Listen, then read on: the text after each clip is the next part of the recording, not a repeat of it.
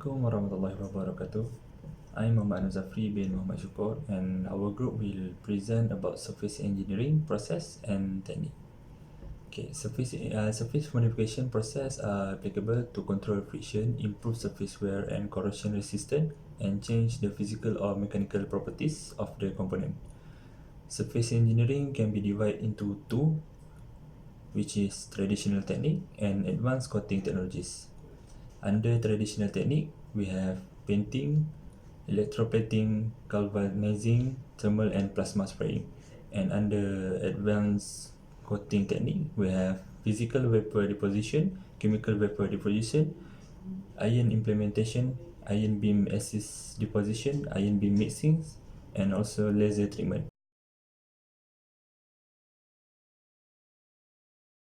Technique, which is painting.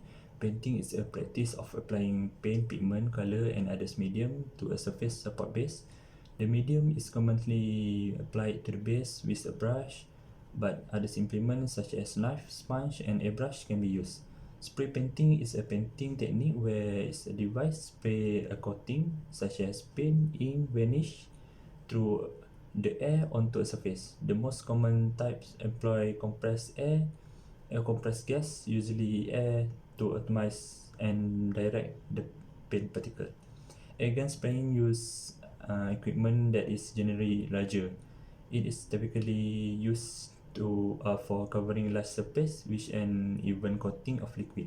A coating is a covering that is applied to the surface of an object, usually refer to a substrate. Functionally, coating may be applied to change the surface properties of a substrate, such as wettability, corrosion resistant, or wear resistant. Okay, before I start for the next point, I introduce myself. My name is Muhammad Alif Aiman bin Muhammad Zakaria. I am group from Anas Zafri. My point is electroplating. Electroplating is a process that uses an electric current to reduce dissolved metal cushion so that they form a thin, coherent metal coating on an electrode. The term is also used for electrical oxidation of anions on a solid substrate, as in the formation of silver chloride on silver wire to make silver or silver chloride electrodes. Electroplating is primarily used to change the surface properties of an object, such as abrasion and wear resistance, corrosion protection, lubricity, aesthetic qualities, but may also be used to point out thickness on undersized parts or form objects by electroforming. The process used in electroplating is called electrode position. It is analogous to a concentration cell acting in reverse. The part to be played in the cathode of the circuit is one technique. The anode is made of the metal to be placed on the part. Both components are immersed in a solution called an electrolyte containing one or more dissolved metal salts as well as other ions that permit the flow of electricity. A power supply supplies a direct current to the anode, oxidizing the metal atoms that it comprises and allowing them to dissolve in the solution. At the cathode, the dissolved metal ions in the electrolyte solution are reduced at the interface between the solution and the cathode such that they play out onto the cathode. Assalamualaikum and a very good afternoon. My name is Muhammad Ahmad Hakimi bin Hayazi. Today I'm going to talk about the traditional process in surface engineering. The process is galvanizing. It is the process of applying a protective zinc coating to steel or iron to prevent rusting. The most common method is hot dip galvanization, in which parts are submerged in a bath of molten zinc. It is protected in two ways, which is from a coating of corrosion resistant zinc which prevent corrosive substance from reaching the more delicate part of a metal. The second one is the zinc as a sacrificial node, so that even if the coating is scratched, the exposed steel will be protected by the remaining zinc. As example, the process of coating iron and steel with zinc, which alloys with the surface of the base metal when immersing the metal in a bath of molten zinc at a temperature of around 840 Fahrenheit equal to 449 Celsius. Surface engineering also has advanced coating technology. The first one is called physical vapor deposition, or PVD. It's a type of vacuum deposition process where a material is vaporized in a vacuum of chamber, transported atom by atom across the chamber to the substrate and condensed into a film at the substrate surface.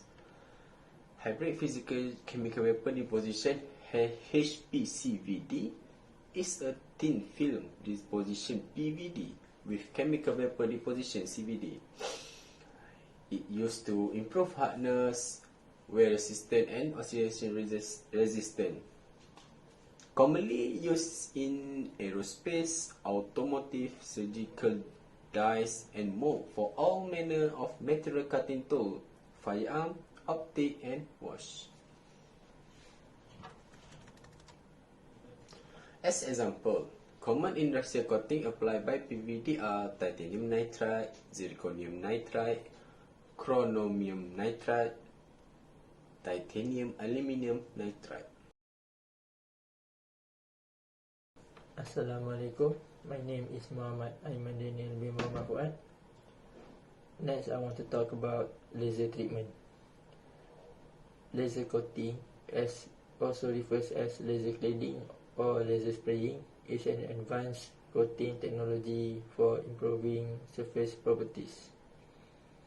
Laser cladding is a method of depositing material by which a powder or wire feedstock material is melted and consolidated by use of a laser in order to coat part of a substrate. It is often used to improve mechanical properties or increase corrosion resistance. Surface material may be laser cladded directly into a highly stressed component to make a self-lubricating surface. However, such a modification requires further industrialization of the cladding process to adapt it for efficient mass production. Further research on the detailed effects from surface topography, material composition of the laser cladded material, and the composition of the additive package in the lubricants on the tribological properties and performance are preferably studied with tribometric testing. Thank you. Assalamualaikum. I am Muhammad Adri bin Muhammad Saad.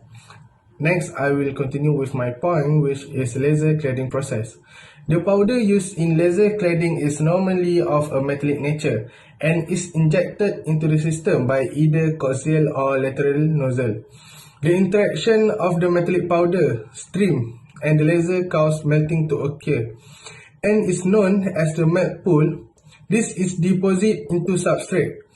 Moving the substrates allow the melt pool to solidify and thus produce a track of solid metal. This is the most common technique. However, some processes involve moving the laser or nozzle assembly over a stationary substrate to produce solidified track. The motion of the substrate is guided by CAD system, which is interpolates solid object into a set of track, thus producing the desired part at the end of trajectory.